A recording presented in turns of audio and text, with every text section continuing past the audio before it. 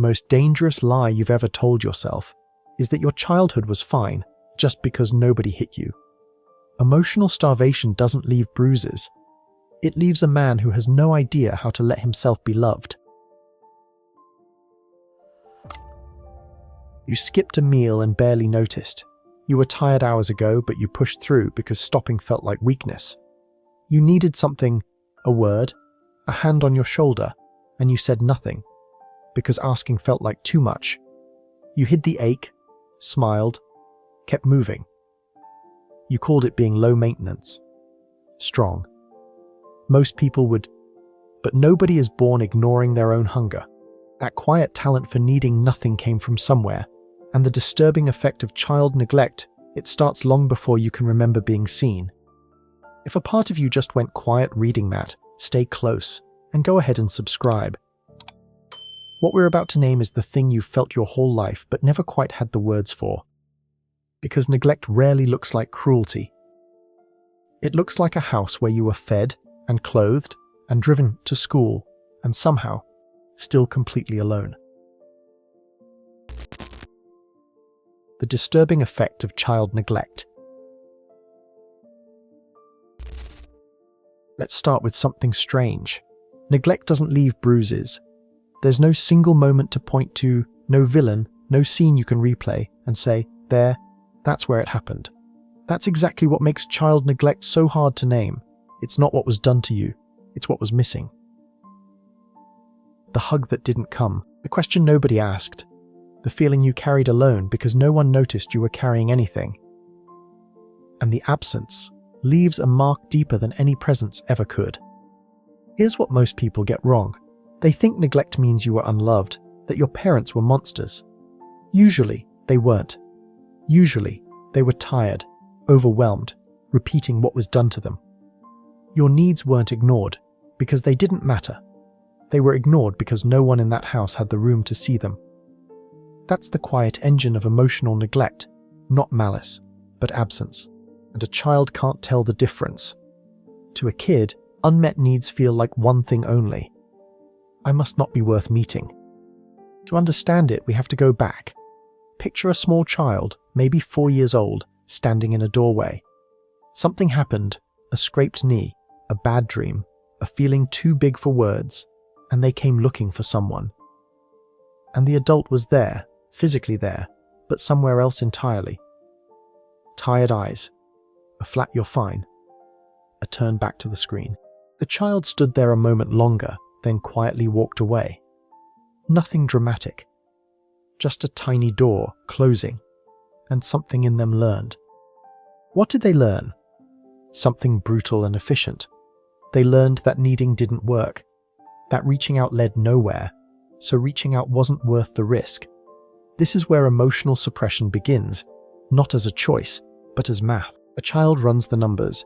Every time I show I need something, I'm met with nothing. So the smartest move, the only move, is to stop needing out loud, to go quiet, to handle it alone. And that small, brilliant survival strategy, it never really turns off. Fast forward 20 years. Now you're the adult who skips lunch without noticing, who says "I'm fine" on reflex, before even checking if it's true, who treats exhaustion as a character flaw to push past. People call you independent, low maintenance, easy. What they're seeing is a nervous system that learned early to register its own needs as background noise. This is the disturbing part of child neglect. It doesn't feel like a wound. It feels like a personality. It feels like just the way you are. Notice what happens in your body when someone offers to help. There's a flinch, isn't there? A reflex to say, "No, I've got it," even when you're drowning. Struggling to ask for help isn't stubbornness, it's old programming. Somewhere back there, asking meant being a burden, and being a burden meant the connection might thin out and disappear. So you became fluent in self-reliance, in handling everything alone, in never letting the need show on your face. But here's the thing nobody tells you about carrying everything yourself. It's exhausting in a way you can't quite explain.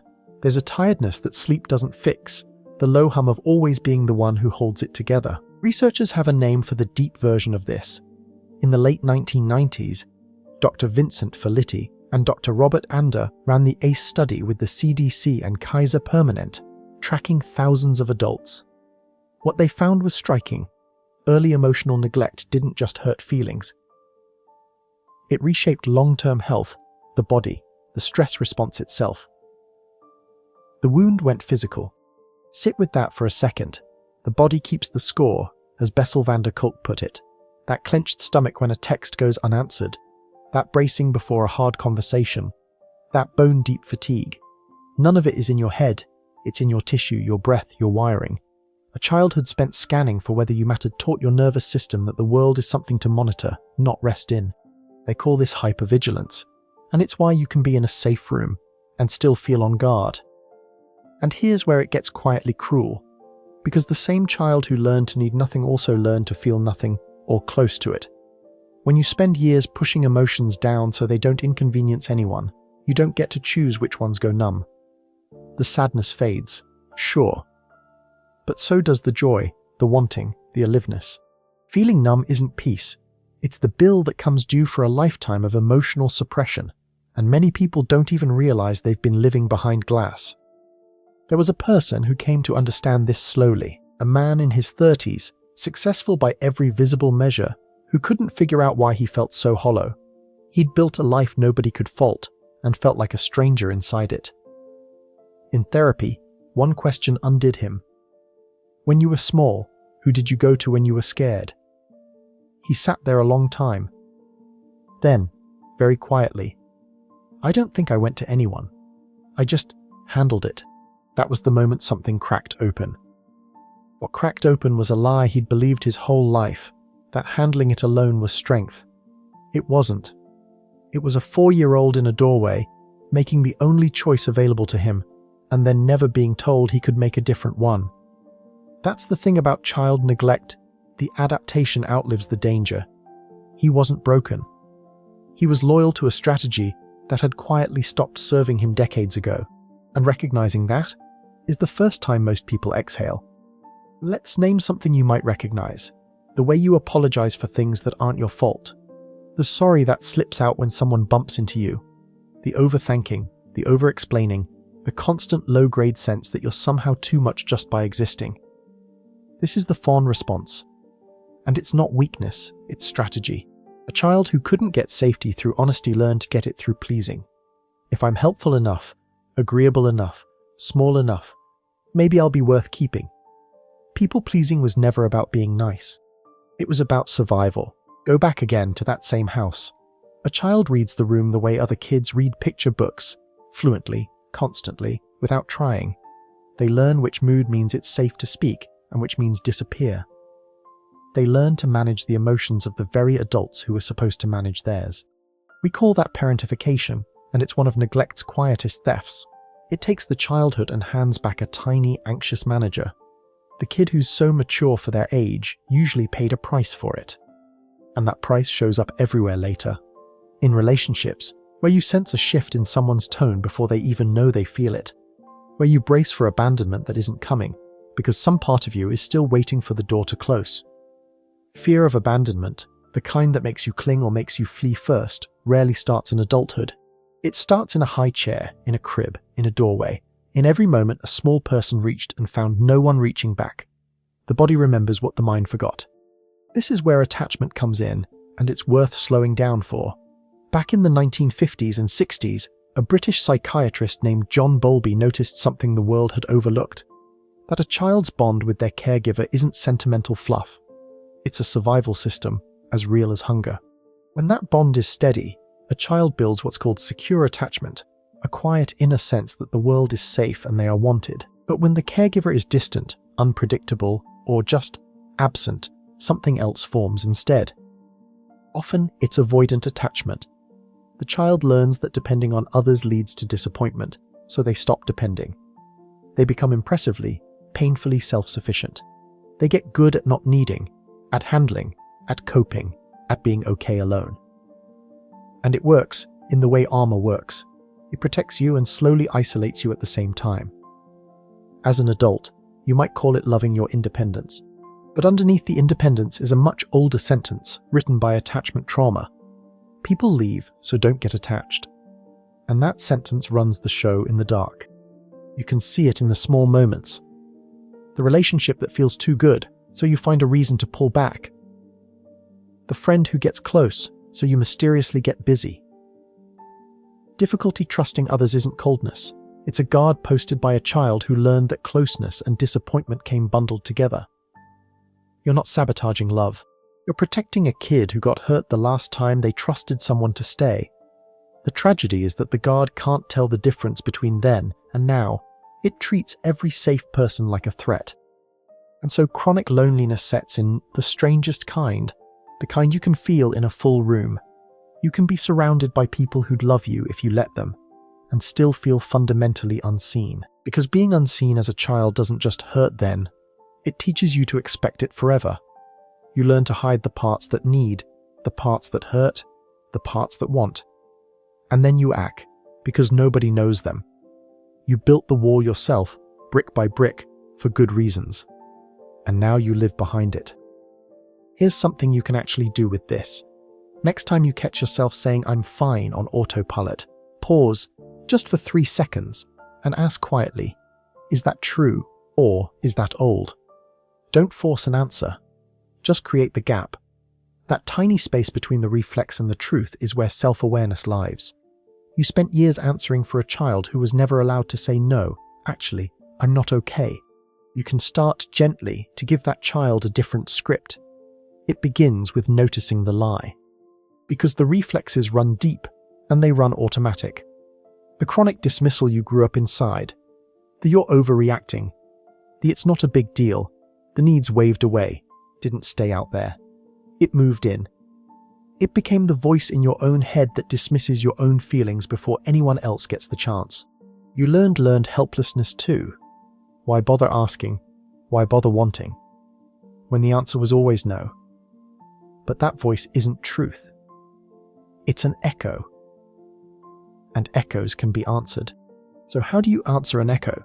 You start by catching it in the act. The next time that inner voice says, "Stop being dramatic, try something radical." Don't argue with it, just notice it, and add 4 words. That's an old voice.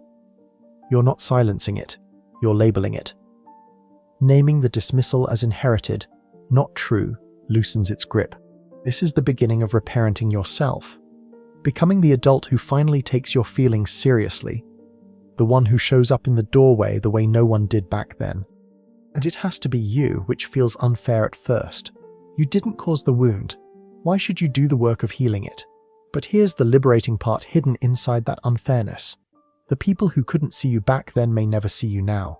Waiting for them to finally notice, finally apologize, finally hand you the recognition you needed.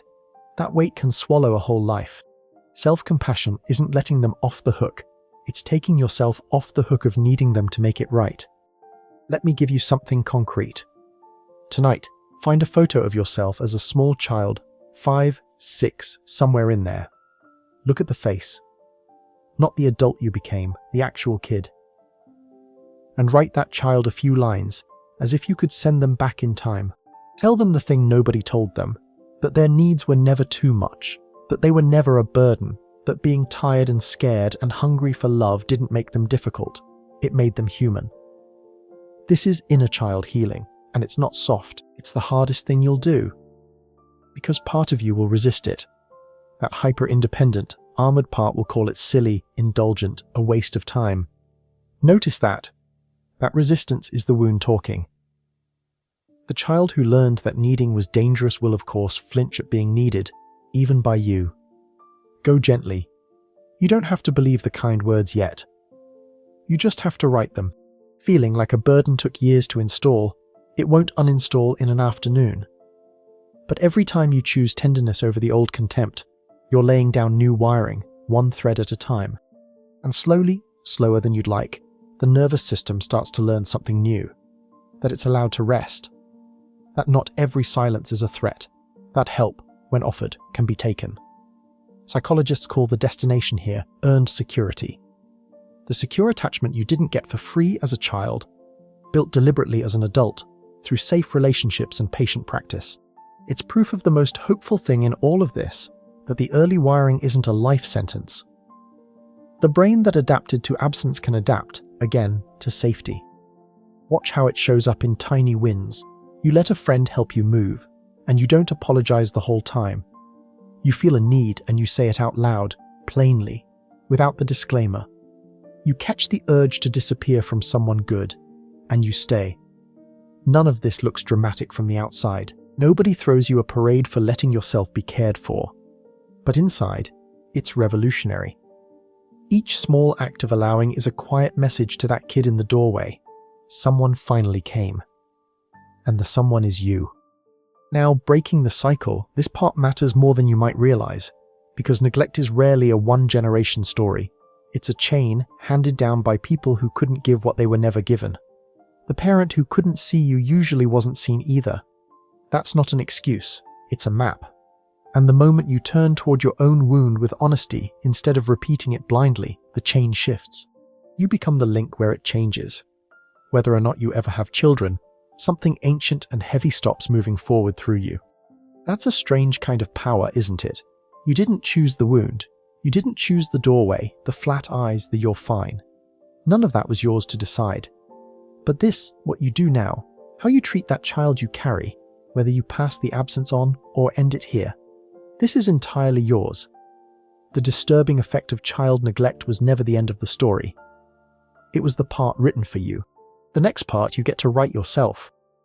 And the man from earlier, the one who said, "I just handled it," that's roughly where his story turned. Not in some dramatic breakthrough, but in a slow accumulation of small allowings. He started answering, "How are you, honestly?" He let people in, a few at a time, and braced for them to leave, and noticed, with something like wonder, that they didn't. The hollowness didn't vanish overnight, but it started to fill, not with achievement this time, with connection, with the thing he'd stopped reaching for at 4 years old. Here's what he said that stuck with me. He said the hardest part wasn't the pain, it was realizing how long he'd been invisible to himself. He'd spent decades being the one who noticed everyone else's needs, read every room, managed every mood, and somehow never turned that attention inward. Self-compassion for him started as the simple, shocking act of asking himself what he needed and actually waiting for the answer. Most people never ask. They've been unseen so long they forget they're even there. And being forgotten by yourself is the loneliest place of all. So let me ask you the question that cracked him open.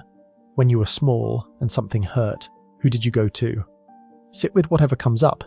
Even if the answer is no one, even if it's a name attached to a closed door, that answer isn't a verdict on your worth. It's information. It's the origin of the reflex, the doorway where the strategy was born. You've spent your whole life living out a decision a child made in a moment of need. You're allowed, now, to make a new one. And maybe that's the real, quiet shock underneath all of this, that the problem was never you, never too needy, too sensitive, too much. The problem was an absence you were too young to understand, so you blamed the only person available, yourself. For years you've been unseen, even by your own eyes. But not anymore. Right now, reading this, something is looking back at that child with understanding instead of blame. That's not a small thing. That's the first time in a long time you've actually been seen. So here's where I leave you, not with a task, but with a question you get to carry. What would change if you treated your own needs the way you'd treat a frightened child's? Not someday.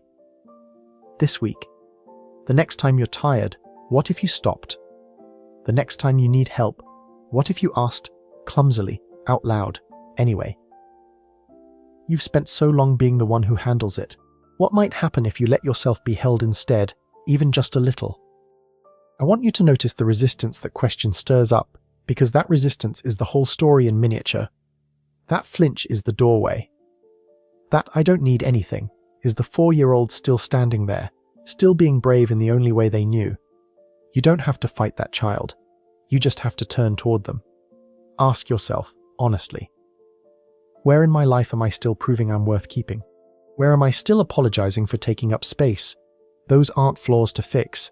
They're maps back to the moment it all began.